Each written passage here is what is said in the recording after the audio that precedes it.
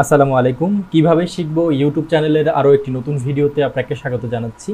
প্রিয় দর্শক, আজকের ভিডিওতে আমরা মাইক্রোসফট ওয়ার্ডের উপরে 5টি খুব গুরুত্বপূর্ণ টিপস অ্যান্ড ট্রিক্স দেখব।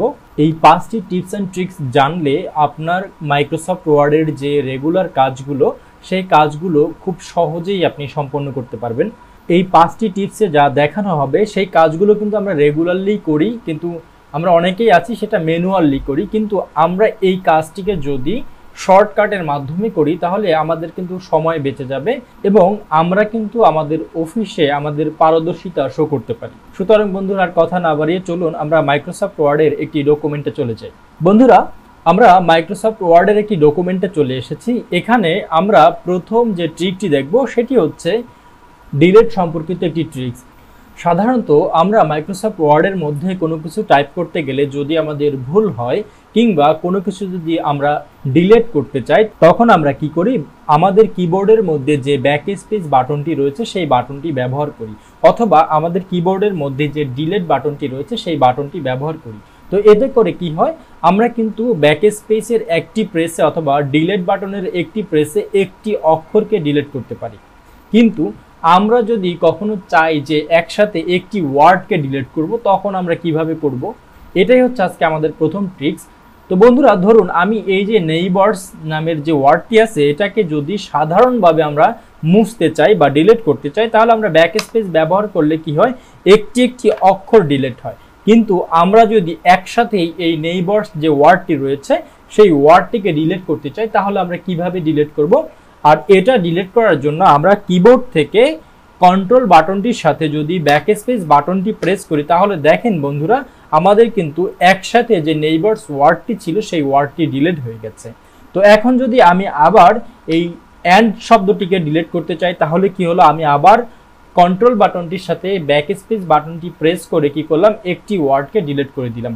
আবার যদি আমি এখন এই যে ফ্রেন্ডস নামের যে ওয়ার্ডটি রয়েছে সেই ওয়ার্ডটিকে ডিলিট করতে চাই, তাহলে আমি আবার যদি কন্ট্রোল বাটনের সাথে ব্যাক স্পেস বাটনটিকে প্রেস করি, তাহলে দেখেন একসাথে কিন্তু একটি ওয়ার্ড ডিলিট হয়ে গেছে। এখন আমি আপনাদেরকে দেখাবো কন্ট্রোলের সাথে ডিলিট বাটনটি প্রেস করলে কি হয়। কন্ট্রোলের সাথে ডিলিট বাটনটি প্রেস করলে যেটা হবে সেটা হচ্ছে, কন্ট্রোলের সাথে ব্যাক স্পেস বাটন প্রেস করলে আমরা সাধারণত জানি যে আমাদের কার্সরের বাম পাশের যে ওয়ার্ডটি ছিল সেই ওয়ার্ডটি ডিলিট হয়েছে। কিন্তু আমরা যদি কখনো এমনটা চাই যে আমাদের কার্সরের ডান পাশের যে ওয়ার্ডটি থাকে সেই ওয়ার্ডটিকে ডিলিট করতে চাই, তাহলে আমরা কন্ট্রোলের সাথে ডিলিট বাটনটি প্রেস করব। যেমন ধরুন আমি এখান থেকে এই যে সি নামের যে ওয়ার্ডটি রয়েছে সেই ওয়ার্ডটিকে ডিলিট করতে চাই, কিন্তু ওয়ার্ডটি রয়েছে আমার কার্সরের ডান পাশে। সুতরাং আমি কন্ট্রোল বাটনটির সাথে ডিলিট বাটনটি প্রেস করলে দেখেন আমার এখান থেকে কিন্তু সি নামের যে ওয়ার্ডটি রয়েছে সেই ওয়ার্ডটি ডিলিট হয়ে গেছে।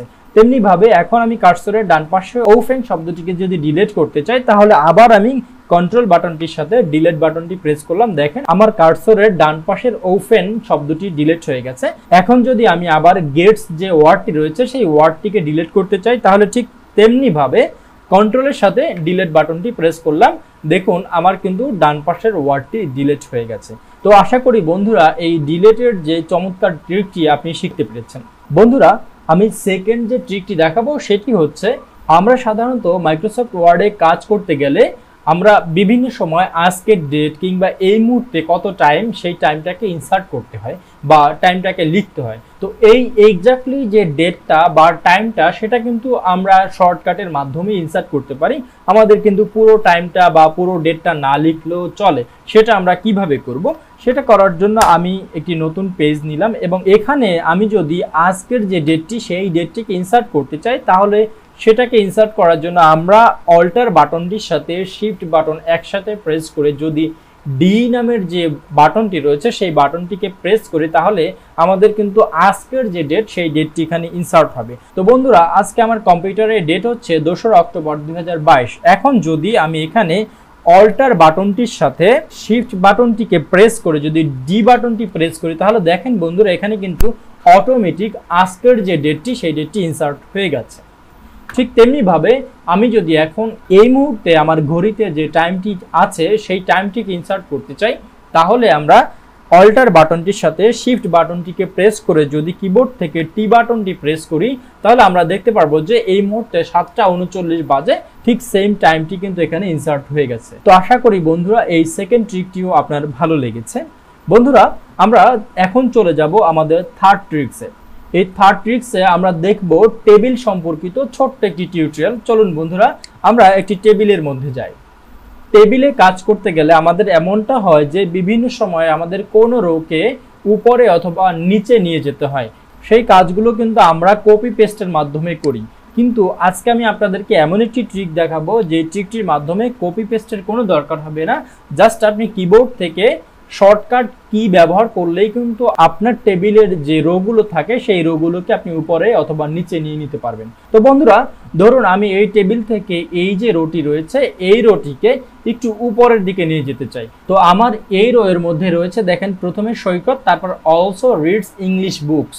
এখন এই রোটাকে আমি নিতে চাচ্ছি যে ইজ এ হাউসওয়াইফ এই জায়গাটায়, এবং এই ইজ এ হাউসওয়াইফ নামের যে রোটি রয়েছে সেই রোটিকে আমি নিচে নিয়ে আসতে চাচ্ছি।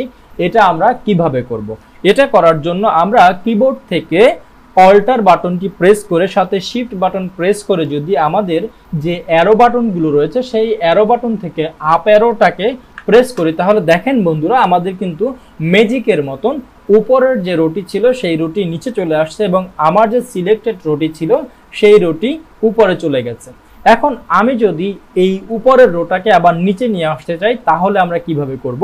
সেটা করার জন্য আমরা কিবোর্ড থেকে আবার অল্টার প্রেস করে শিফট বাটন চেপে ধরে আমরা যদি ডাউন অ্যারোটাকে প্রেস করি তাহলে দেখেন আমাদের কিন্তু রোটা নিচে চলে আসছে। তো আশা করি বন্ধুরা এই ট্রিকটিও আপনার ভালো লেগেছে। বন্ধুরা আমরা ফোর্থ যে ট্রিকটি দেখব সেটি হচ্ছে আন্ডারলাইন সম্পর্কিত একটি ট্রিক। তো আমরা সাধারণত কোনো ওয়ার্ড বা লাইনের মধ্যে যদি আন্ডারলাইন করতে চাই তাহলে সেটা আমাদের কীরকম হয়? সেটা এরকম হয় যে আমাদের টোটাল লাইনটার মধ্যে আন্ডারলাইন হয়। এটাকে আমরা কিন্তু কন্ট্রোল ইউর মাধ্যমে শর্টকাটলি করতে পারি, কিন্তু এমনটা যদি করতে হয় যে আমাদের এখানে এই সেন্টেন্সটির মধ্যে যে স্পেসগুলো রয়েছে সেখানে আমরা আন্ডারলাইন করব না, শুধুমাত্র আমাদের এখানে যে ওয়ার্ডগুলো রয়েছে সেই ওয়ার্ডগুলোর নিচেই আমরা আন্ডারলাইন করব। এটা করার জন্য আমরা যেই লাইনটার মধ্যে এরকম করতে চাই যে শুধুমাত্র ওয়ার্ডের নিচে আন্ডারলাইন থাকবে এবং স্পেসের নিচে আন্ডারলাইন থাকবে না, সেটাকে সিলেক্ট করব। সিলেক্ট করা অবস্থায় আমরা চলে যাব হোম মেনু থেকে এই যে ফন্ট এরিয়ার পাশে যে অ্যারো বাটনটি রয়েছে সেখানে। এই অ্যারো বাটনটিতে ক্লিক করলে আমাদের সামনে এরকম একটি পপ আপ মেনু চলে আসবে। তো এই পপ আপ মেনুটা আনার জন্য কিন্তু আমরা আমাদের কিবোর্ড থেকে কন্ট্রোলের সাথে ডি বাটনটিও প্রেস করতে পারি, তাহলে কিন্তু এটা শর্টকাটলি আমাদের সামনে চলে আসবে। এরপর এই পপ আপ মেনুটি আসলে পরে আমরা এই যে আন্ডারলাইন স্টাইল নামের যে জায়গাটা রয়েছে এখান থেকে এই অ্যারোতে ক্লিক করে এখান থেকে যদি ওয়ার্ডস অনলি এটাকে সিলেক্ট করে যদি আমরা নিচ থেকে ওকে করে দেই তাহলে দেখেন বন্ধুরা আমাদের এখানে কিন্তু পুরো সেন্টেন্সটার মধ্যে শুধুমাত্র ওয়ার্ডগুলোর নিচে আন্ডারলাইন চলে আসছে এবং স্পেসগুলোর নিচে কিন্তু আন্ডারলাইন নেই। তো বন্ধুরা আশা করি এই ট্রিকটিও আপনার ভালো লেগেছে। বন্ধুরা আমরা শেষ যে ট্রিকটি দেখব সেটি হচ্ছে রিপ্লেস সম্পর্কিত ট্রিক্স। বন্ধুরা মাইক্রোসফট ওয়ার্ডের মধ্যে রিপ্লেস দিয়ে আপনি আপনার ডকুমেন্টের মধ্যে যে কোনো ওয়ার্ডকে যে কোনো ওয়ার্ডের মাধ্যমে খুঁজে খুঁজে রিপ্লেস করতে পারবেন। যেমন ধরুন আমার এই ডকুমেন্টের মধ্যে দেখতেই পাচ্ছেন যে অনেকগুলো সৈকত রয়েছে। এখন আমার এই ডকুমেন্টের মধ্যে কয়টি সৈকত রয়েছে আমি যদি একটু এখান থেকে ফাইন্ডের মাধ্যমে খুঁজে দেখি, দেখেন বন্ধুরা আমার এখানে কিন্তু 18টি রেজাল্ট রয়েছে, অর্থাৎ এই ডকুমেন্টের মধ্যে 18 জায়গায় সৈকত রয়েছে। এখন কোনো কারণে যদি আমি এই নামটাকে চেঞ্জ করে অন্য কোনো নামে রিপ্লেস করতে চাই, অথবা আমি যদি কোনো ক্লায়েন্টের জন্য এরকম একটি ডকুমেন্ট ক্রিয়েট করে দিলাম যেখানে আমি সৈকত নামটাকে ব্যবহার করেছি, কিন্তু আমার ক্লায়েন্ট বলল যে এখানে আমি সৈকত না, এখানে আমি শুভ নামটিকে ব্যবহার করতে চাই। তো এখন এরকম যদি 18 নয় 100 হতো, তখন আমাদের কি করতে হতো? এই সৈকতটাকে খুঁজে খুঁজে তারপরে সেখানে কপি পেস্ট করতে হতো। কিন্তু আমরা যদি এখানে রিপ্লেস যে ট্রিকটি রয়েছে সেটিকে অ্যাপ্লাই করি তাহলে কিন্তু আমরা জাস্ট একটা ক্লিকের মাধ্যমেই এই সৈকতটাকে শুভতে পরিণত করতে পারি। সেটা করার জন্য আমরা আমাদের মাইক্রোসফট ওয়ার্ডের ডকুমেন্টের এই হোম মেনু থেকে ডান পাশে যে রিপ্লেস অপশনটি রয়েছে সেখানে ক্লিক করেও এই রিপ্লেসের যে মেনুটি রয়েছে সেটি নিয়ে আসতে পারি, অথবা আমরা আমাদের কিবোর্ড থেকে Ctrl+S বাটনটি প্রেস করেও এই রিপ্লেস অপশনটিকে নিয়ে আসতে পারি। তো রিপ্লেস অপশনে আসার পরে আমাদের এখানে দুইটি অপশন, একটি হচ্ছে ফাইন্ড হোয়াট, আমরা কি খুঁজতে চাচ্ছি। তো আমরা চাচ্ছি সৈকতকে খুঁজতে, যেহেতু আমার এইখানে সৈকতটা সিলেক্টেড অবস্থায় ছিল, সুতরাং এখানে কিন্তু অটোমেটিক সৈকত শব্দটা চলে আসছে। এখন আমি কিসের সাথে রিপ্লেস করতে চাচ্ছি? সৈকতটাকে শুভতে রিপ্লেস করতে চাচ্ছি, সুতরাং আমি এখানে শুভ লিখে দিলাম।